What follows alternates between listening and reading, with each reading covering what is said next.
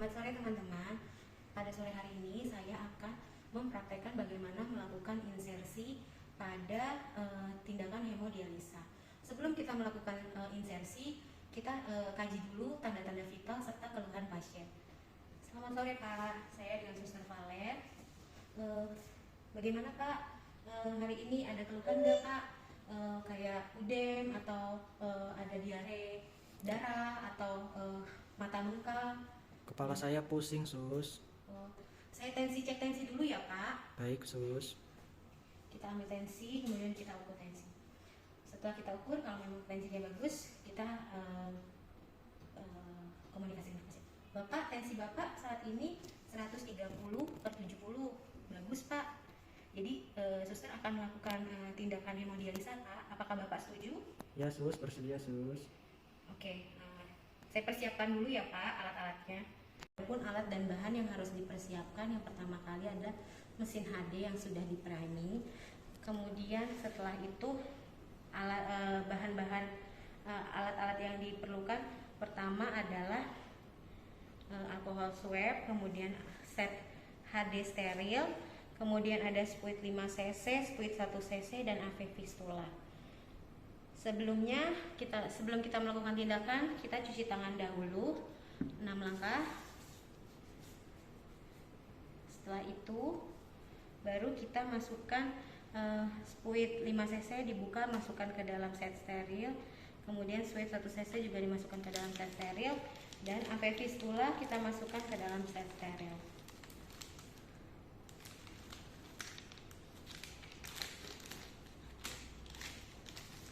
Jangan lupa membuang setiap sampah ke dalam tempat sampah medis dan bilis. Kemudian kita persiapkan dulu tempat sampah medisnya. Setelah itu kita pakai sarung tangan. Setelah kita pakai sarung tangan, kita melakukan desinfeksi di area yang akan kita tusuk. Kita desinfeksi. Untuk menentukan arteri dan vena, sebelumnya kita tentukan dulu di mana area anastomosis. Setelah itu area yang paling dekat dengan anastomosis itu disebut arteri, dan yang lebih jauh dari anastomosis itu kita sebut sebagai vena. Nah, disinfeksi dari dalam keluar, kemudian juga dari dalam keluar. Setelah itu kita ambil infusnya dari set monitor, kita tuangkan, kita isi spuit 5 cc, kita ambil kurang lebih 5 cc, dan kita isi heparin, kita ambil heparin lock sebanyak 1 cc. Kemudian kita isi NaCl, kita campur dengan heparin lock sebanyak 0,2.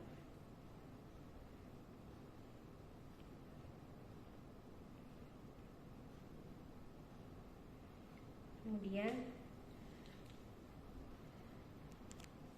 kita campur dan kita masukkan ke AV fistula.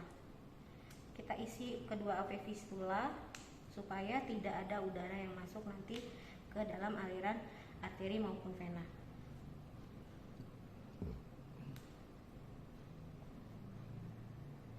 Yang kita isi pertama kali adalah AV fistula yang lebih panjang.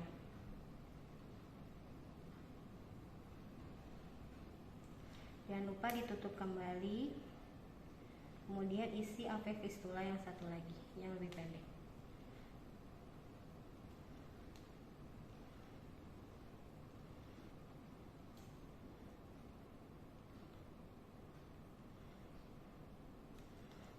Setelah itu kita ambil pengalas, kita alaskan di area yang akan di dekat area yang akan kita tusuk, di bawah area yang akan kita tusuk. Setelah itu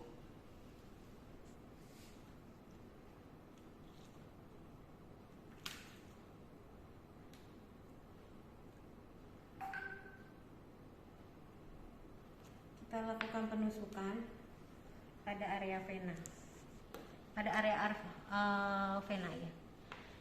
Kalau ini kita sebut vena ya.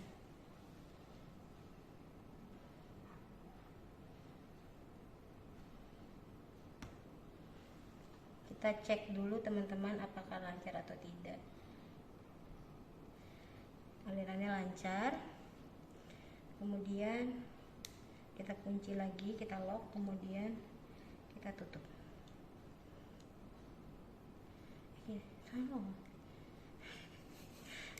Kita masukkan lagi cairannya, baru kita tutup.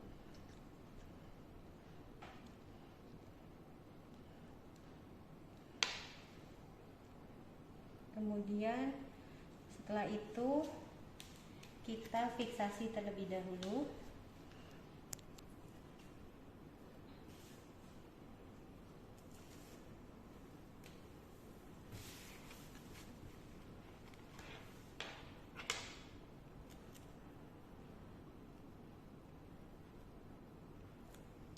Bagian atas dan juga bagian bawah.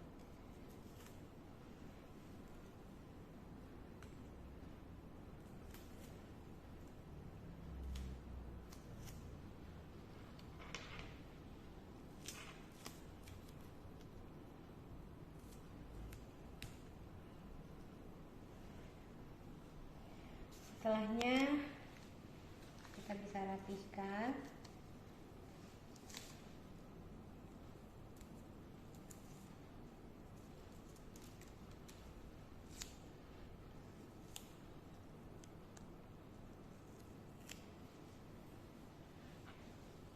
Lalu kita lakukan penusukan kembali untuk area arteri.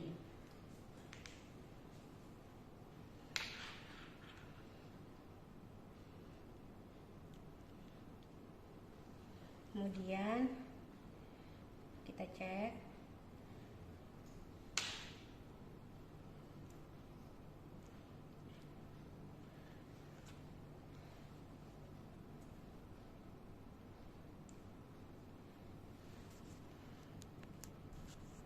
Apakah alirannya lancar?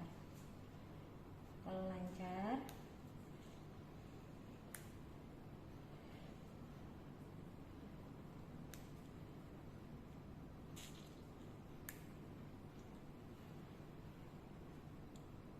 kita tutup. Lakukan fiksasi kembali di atas dan di bawah.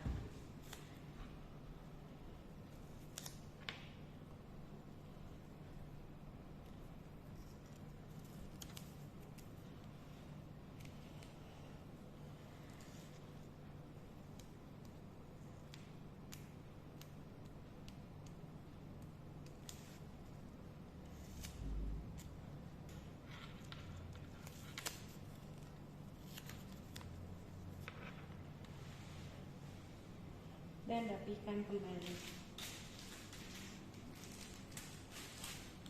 Setelah kita melakukan insersi, kemudian kita persiapkan untuk heparin sirkuler dan heparin intermittent. Untuk heparin sirkuler, pertama kita siapkan heparin untuk intermittennya terlebih dahulu. Kita ambil NaCl sebanyak 4 cc, kemudian kita campur heparin sebanyak 2000 unit, yaitu 0,4 cc.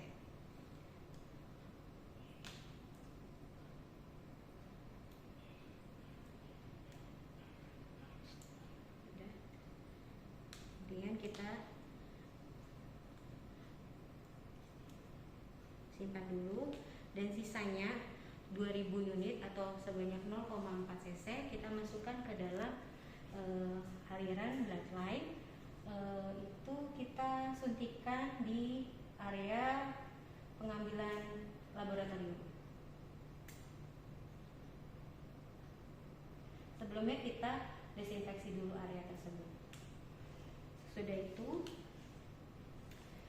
kita persiapkan kembali.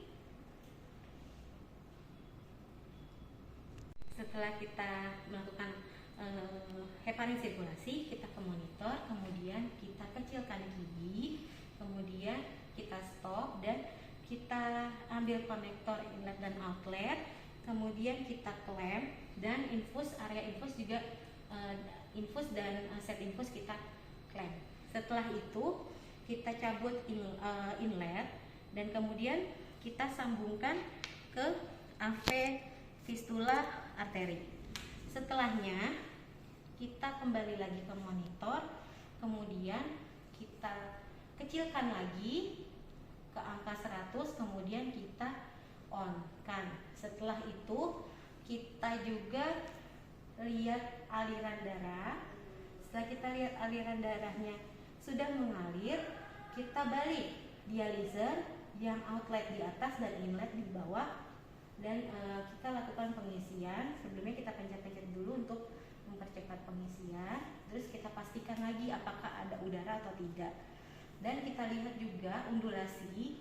Kemudian kita cek juga apakah vena pressure dan arteri pressure tidak baik posisinya atau ada terjadi peningkatan di monitor.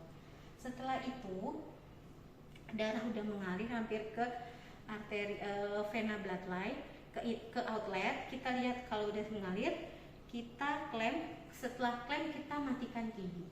Setelah kita matikan QB, kita sambung, kita ambil konektor, kita simpan, kemudian kita sambung outlet ke vena fistula.